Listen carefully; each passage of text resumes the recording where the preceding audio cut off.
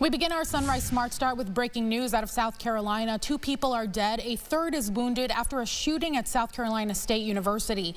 The shooting was reported around 9:15 last night inside an apartment at a student housing complex, prompting a campus lockdown.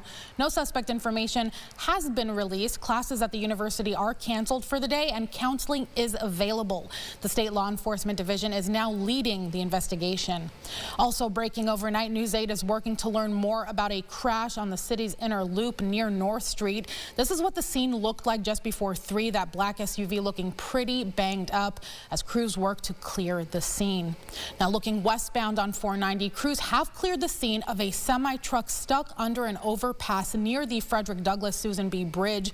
This is what the scene looked like just after 11 last night. By exit 14, state troopers remained on scene until just right around 5:30 this morning. We're told there were no injuries and the structural integrity of the overpass was not affected. Let's get to our sunrise traffic report here. That view from our Greater ROC Sky Eye Cam, again showing things moving at speed. There is an accident at Mount Read Boulevard North between Lyle Ave and Otis Street, so keep an eye out for that. Otherwise, things appear to be moving at speed, 390, 490, 590, as well as no other accidents of note at this time. Now happening today, a decision hearing for the convicted felon arrested following a homicide and police shootout in Rochester's Upper East Side last summer. Police say 35-year-old Edison Estremera Cohen is a repeat offender who shot and killed 30-year-old David Vasquez in a backyard of a drug house on Oscar Street June 22nd. Hours after that, officers tracked Estremera Cohen down to North Clinton Avenue, where they say he tried to make a run for it. Body cam footage shows that arrest. You can hear officers yelling. The suspect was reaching for his waistband before gunshots are heard.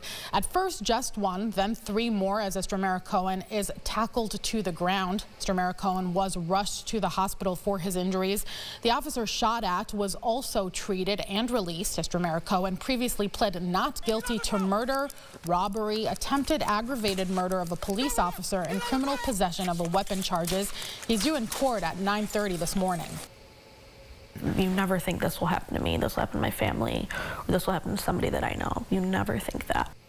For the first time, we're hearing from the mother of a 4-year-old boy killed in a murder-suicide in Greece a couple of weeks ago. Alexis Hernandez firmly believes a different response from law enforcement leading up to his death could have changed the outcome. On January 25th, Hernandez says she received concerning texts from Axel's father, worrying for her son's safety. She called 911 and was told there wasn't anything they could do to help. The day after, Axel was killed by his father, who then took his own life inside a townhome off of Fetzner Road in Greece. MCSO did confirm they responded to Hernandez's call and in a statement shared they're working to understand what happened and what they can do differently in situations like these moving forward. In the meantime, Hernandez is calling for change.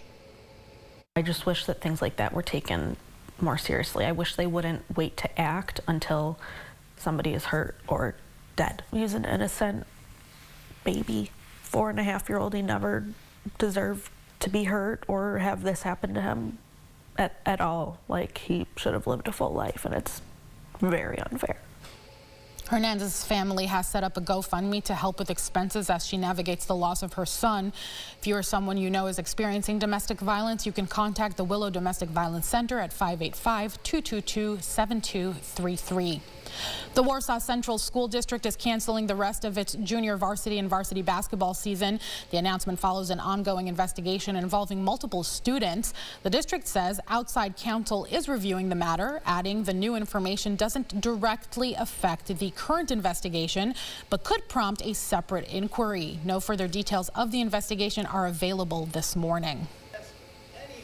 The Senate failed to advance a measure to fund the Department of Homeland Security on Thursday, likely setting the stage for another partial government shutdown unless a last-minute deal is reached.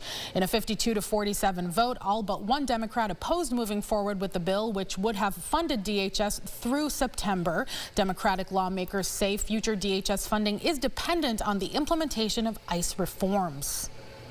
It was another big day across northern Italy as the Milan Cortina Olympic Games continue. Team USA has won 14 medals so far. 4 of them are gold, but they fell short Thursday night when it came to snowboarding and short track. 3 Americans competed for medals in the snowboard halfpipe competition. Chloe Kim's quest for a three-peat gold medal ended 1 spot short. She takes home a silver after falling on her final run. 2 other Americans, Maddie Mastro and Bia Kim, failed to medal. Mastro fell on all 3 of her runs, finishing 12th, and Kim fell on her first run but bounced back to come in 7th. Korea's Choi Gaon took home the gold. Over on a short track, 2 of the 3 Americans did not make it out of the women's 500-meter and men's 1,000-meter quarterfinals. Kristen Santos Griswold made it to the 500-meter final but crashed, ending her chances to medal. And the U.S. men's hockey team began their quest for gold, starting out strong with a 5-1 win against Latvia. The U.S. has not won gold since the 1980 Miracle on Ice team. It's also the first time in 12 years NHL players will participate in the Olympics. Today is the men's free skate final, and Ilya Malinin will be back on the ice going for gold. And the women's hockey team faces off with Italy. Now, taking a look at the current medal count, Italy is back on top with 17 overall. 6 of those are gold. Norway knocked down to second place, also with 14 medals, and the U.S. stands third with 4 gold, 7 silver, and 3 bronze. Let's get to James with the final check of the forecast here. We've got a nice look at twilight this morning. 7:11 is the official sunrise time, so we are about 20 minutes before that or so, and so you can see that a lot of blue skies. Temperatures today climb. We're cold now in the single digits, but getting into the 20s, eventually 30s, going to the next several days. It's warm for Valentine's Day, and we keep on that warming trend. A couple of days next week in the upper 30s. And make sure to check out our podcast, Second Cup of Sunrise. I'll be there along with James this morning at 9 a.m. on the Rochester First streaming app. That does it for us. Thanks so much for watching News 8 at Sunrise. CBS Mornings up next.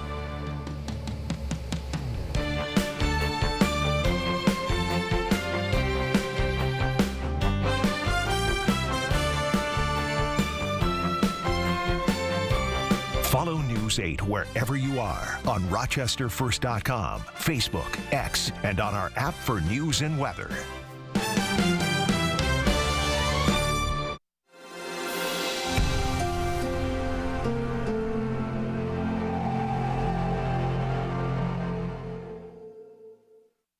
Get the Rochester First streaming app today for everything you love from News 8 On Demand, plus exclusive shows you won't see anywhere else. Search ROC and download for free on Roku, Amazon Fire, and Apple TV.